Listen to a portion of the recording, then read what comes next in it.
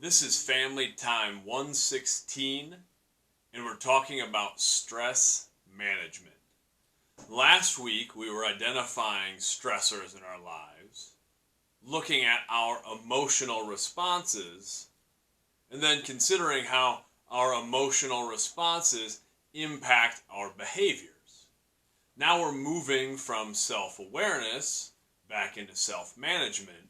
So we're going to discuss ways how we can actually start to manage those emotional reactions and manage our stress. First, we have to talk about what stress is. Stress is really something that just elicits a response. We think of the word stress in negative terms. That word often has a negative connotation because we think of, I'm stressed out. We think of that negative level of stress. But stress isn't inherently good or bad. Stress is just something that elicits from us a reaction. We need stress. We need a certain level of stress. And when we talk about stress management, a part of it can be eliminating some stress, especially those stressors that are unhealthy, those things that don't really bring anything positive to our life. It's good to cut those things out of our life, to get rid of some of those things. But we do need stress. Stress is what allows us to learn and grow and adapt. We don't adapt without stress. But stress exists on a bell curve. We talk about this in class. I'll draw this up on the board again in class. If you can kind of see on the video, this visual there, that's a bell curve. This bell curve starts low and then it peaks and dips back down again. It looks like a hill. It's the shape of a bell. And if we're talking about stress, on the y-axis up and down, we can measure performance. Performance in anything, any endeavor in our lives. Academics, athletics, our relationships. Just how well we're doing by whatever criteria we're identifying. That performance. Then on the x-axis, we're plotting stress. Basically, the thing that's eliciting a response. So on the far left of the bell curve, you can sort of see that, on the far left of the bell curve, that would be a very low level of stress. Such a low level of stress that we don't actually elicit a strong performance. I think of it, it's an easy example, being in the weight room, lifting weights, training physically in any way. If we're in the weight room and we grab a really, really light weight, something that's not going to be a struggle for us at all, and we lift that really light weight, it's not enough stress for us to really elicit a response. We're not going to get stronger because it's not heavy enough for us. On the flip side, if we go way to the other side of the bell curve, to the far right of the bell curve, that's too much weight.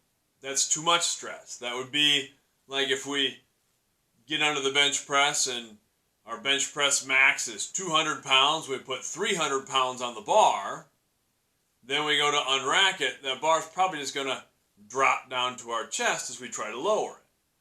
It's too much. So there we don't elicit a response either. We don't create any growth because it's too much stress. We're overwhelmed at that point. There's nothing we can really do to manage it. Where we want to be is in this area of the bell curve. In this area where we can elicit a peak response, where we're doing enough weight that we're challenged and we're getting stronger but not so much weight that we're overwhelmed and we risk getting injured, and we're certainly not growing. That's tricky in our lives. Sometimes we want to avoid stress altogether. There's a part of us that sort of inherently wants to avoid being uncomfortable. It's self-preservation. There's something built into us that doesn't want to be uncomfortable, that doesn't want to be in pain, that doesn't want to be challenged too much. But there's another part of us that seeks those things. From the time we're born, where we want to learn, we want to grow. There is something exceptionally satisfying about being challenged and overcoming a challenge and growing and learning. So we have to try to put ourselves in situations that are sort of over here on the bell curve, that are maybe right past that peak performance. We at least have to be there sometimes, where we're kind of coming down the other side of the curve. And what that does, with time and with practice, is it moves our bell curves to the right. The curves move over, and we're now able to handle more stress. We can have a peak performance with a higher level of stress. We continually lift weights at a level that challenges us but isn't detrimental, and then we get stronger. Now we can lift more weight. It's the same thing that happens in a sports competition. If we're playing against an opponent that doesn't challenge us, we're probably not going to have our best performance.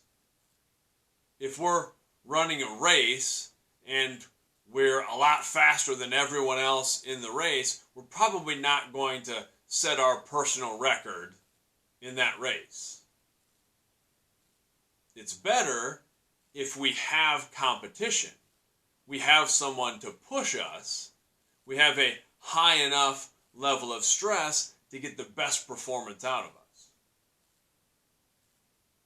But if we jump in with an elite group of runners who are going to beat us by a long shot, we're probably not going to run our personal best either, because we're not really going to be in the competition.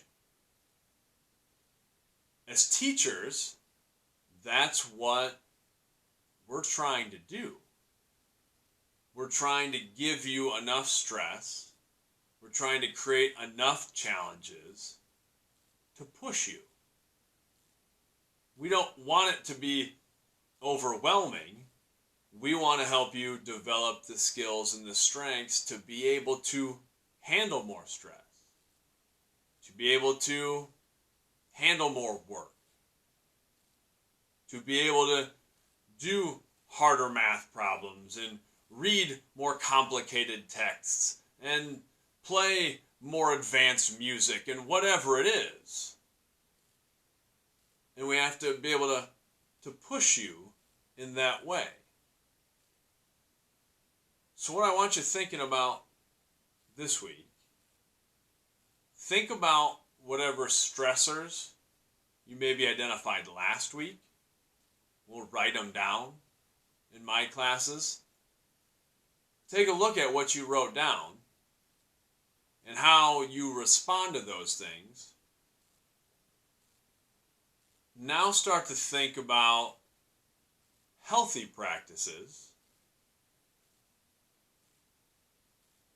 that would allow you to manage that stress. And we're going to talk in class about healthy and unhealthy ways to deal with stress.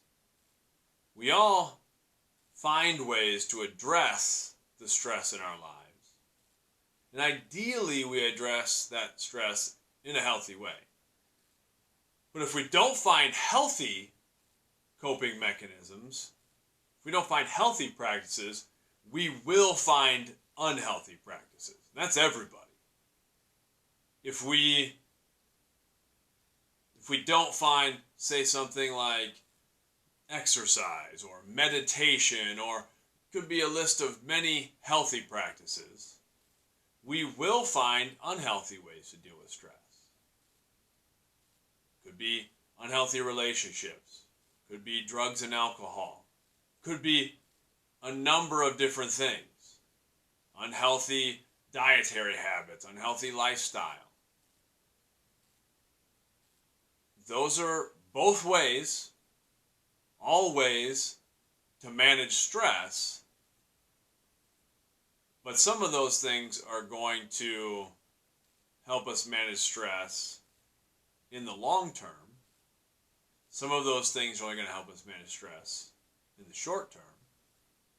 Some of those things are going to bring us other positive results, and some of those things are going to bring us other negative consequences. So we're going to talk about that a little bit, and I want you to think of the stressors you identified from last week and pick some potentially healthy management strategies. And the goal isn't to eliminate all your stress. That's impossible. We're never going to reach that goal. We do want to maybe eliminate some of the negative stressors, but we want to find a way to embrace the positive stress and be better equipped to manage it and utilize it for our own personal growth. Until next time, much love.